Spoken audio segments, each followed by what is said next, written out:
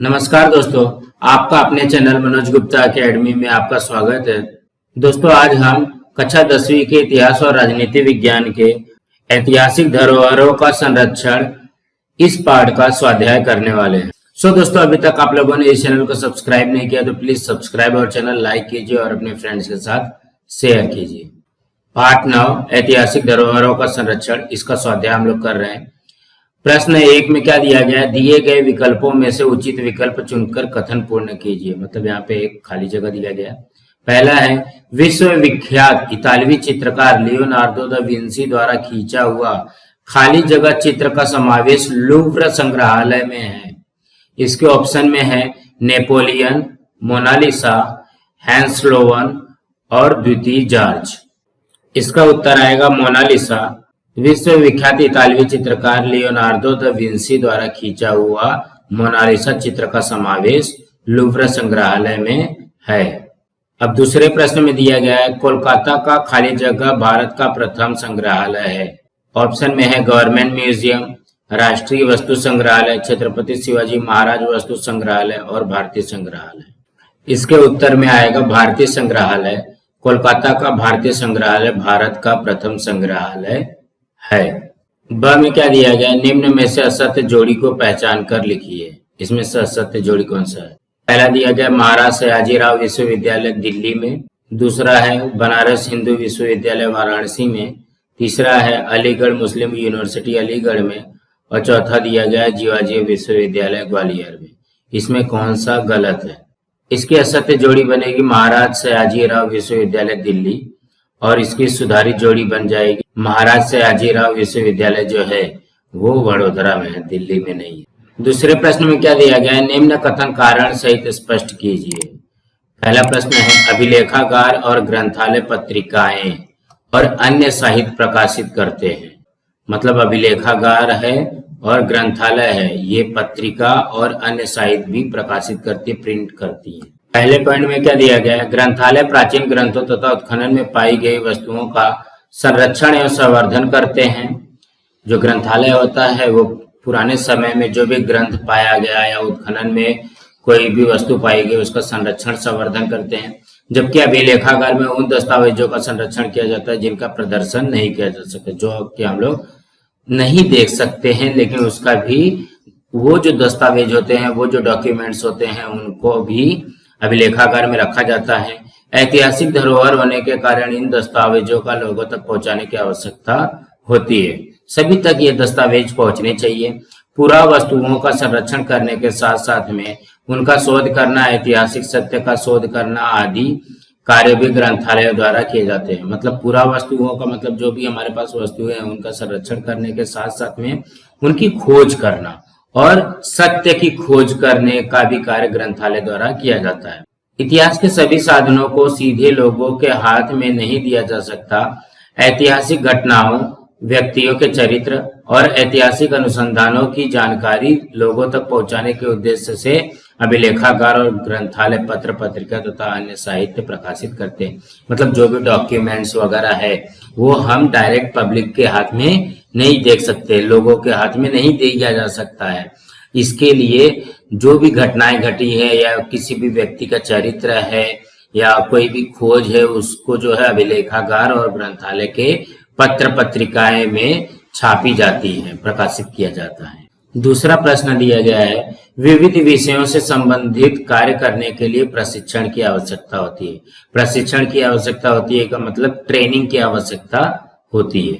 पहले पॉइंट में दिया गया है, ऐतिहासिक अनुसंधान में इतिहास के साधन प्राप्त करना, उनकी सूची तैयार करना, साधनों का संरक्षण करना, उन्हें प्रदर्शित करना आदि विभिन्न कार्य सावधानी पूर्वक करने पड़ते। मतलब कोई भी लिस्ट तैयार करना है या इतिहास के साधन प्राप्त करना है या साधनों का संरक्षण किस तरीके से किया जा सकता है, उसको किस तरीके से देखभाल किया जा सकता है और उन्हें प्रदर्शित करने का काम किया जाता है। प्रत्येक कार्य का कौशल भिन्न भिन्न होता है। हर एक काम का करने का ढंग अलग अलग होता है। प्रत्येक कार्य की गतिविधि भिन्न भिन्न होती है।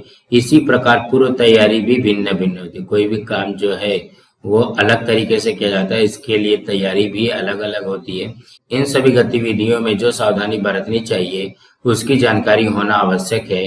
प्रशिक्षण के बिना मतलब ट्रेनिंग के बिना ये जानकारी संभव नहीं है। इसलिए विविध विषयों से संबंधित कार्य करने के लिए प्रशिक्षण की आवश्यकता होती है, ट्रेनिंग की आवश्यकता होती है। सो दोस्तों अब हम लोग नेक्स्ट करते हैं। तीसरे प्रश्न में क्या दिया गया, टिप्पणी लिखिए। किसका? स्थल कोश का। क्या दिया गया स्थल कोश में? देखिए, भू प्रदेश के आधार पर ही इतिहास घटित होती है, मतलब जो जमीन से रिलेटेड होती है उसी से इतिहास बनता है। अतः इतिहास के अध्ययन के लिए भूगोल भी महत्वपूर्ण है।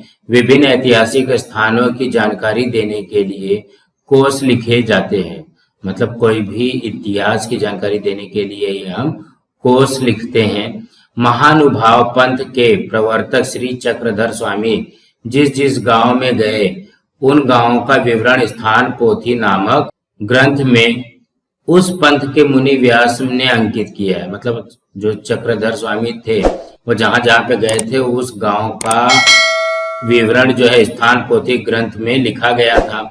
सिद्धेश्वर शास्त्री चित्राव ने प्राचीन भारतीय स्थल कोश की रचना की। इस कोश में वैदिक साहित्य, महाकाव्य, पाणिनि के व्याकरण, कौटिल्य अर्थशास्त्र, बौद्ध और जैन साहित्य और चीनी, फारसी, ग्रीक साहित्य के भौगोलिक स्थलों की जानकारी दी गई। ये सारी चीजों की जानकारी स्थल कोश में दी गई है। स्थल कोशों के कारण प्राचीन नगरों के नामों और उनके इतिहास की जानकारी प्राप्त होती है। स्थल कोश इतिहास लेखन का महत्वपूर्ण साधन है। सो दोस्तों अब हम लोग नेक्स्ट करते हैं। दूसरे में क्या दिया गया है? विश्वकोश। इसके उत्तर में आएगा, महाराष्ट्र के प्रथम मुख्यमंत्री यशवंतराव चौहान ने 1960 ईस्वी में महाराष्ट्र राज्य साहित्य तथा संस्कृति मंडल नामक संस्था की स्थापना की। इस संस्था की स्थापना का उद्देश्य था मराठी भाषा तथा साहित्य के विकास के लिए मराठी विश्वकोश के निर्माण को प्रोत्साहन देना। तीसरा पॉइंट है, इस मंडल ने विश्वकोश के प्रमुख संपादक के पद पर तर्क तीर्थ लक्ष्मण शास्त्री जोशी जी की नियुक्ति की। आज तक विश्वकोश के 20 खंड प्रकाशित हो चुके हैं। चौथा पॉइंट है, मराठी विश्वकोश सर्व विषय संग्राहक है। इसमें विश्व का संपूर्ण ज्ञान सार रूप में रखा गया है। अन्य विषयों की तरह ही इतिहास से संबंधित महत्वपूर्ण टिप्पणियां भी विश्वकोश में की गई है। सो दोस्तों अब हम लोग नेक्स्ट करते हैं। अब है संज्ञा कोश। इसमें भी 4 पॉइंट दी गई है। किसी भी विषय का अध्ययन करते समय अनेक शब्द ऐसे आते हैं उनका सही अर्थ जानने में भी भ्रांति पैदा होती है, मतलब वो बराबर समझ में नहीं आता है। इतिहास के उपनिवेशवाद तथा साम्राज्यवाद जैसी संज्ञाओं के अर्थ एक जैसे लगते हैं। पाठकों और अध्येताओं मतलब जो पढ़ने वाले हैं को ऐसी भ्रांति से बचाने के लिए संज्ञाओं को अलग संग्रह बना करके उनके अर्थ बताने वाले कोश तैयार किए जाते हैं। इन कोशों को संज्ञा कोश कहते हैं। तीसरे पॉइंट में दिया गया है, संज्ञा कोश में विषय के अनुसार महत्वपूर्ण संज्ञाओं को एक साथ रखा जाता है। संज्ञाओं के अर्थ दिए रहते हैं।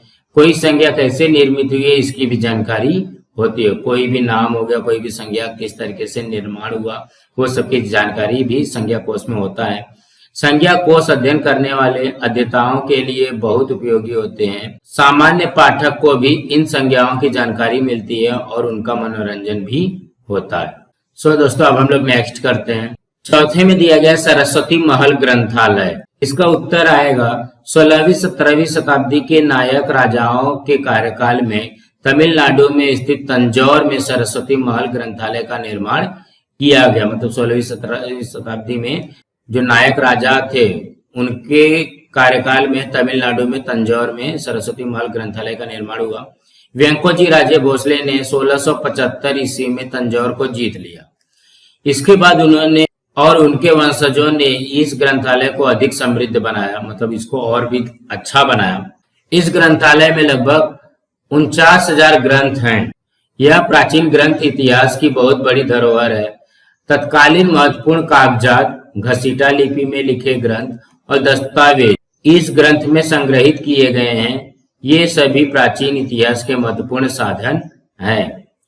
इस ग्रंथालय को समृद्ध बनाने में सरफोजी राजे का बहुत बड़ा योगदान होने के कारण 1918 ईस्वी में इस ग्रंथालय को उनका नाम दिया गया। तो दोस्तों इसका स्क्रीनशॉट ले लीजिए, फिर हम लोग नेक्स्ट करते हैं।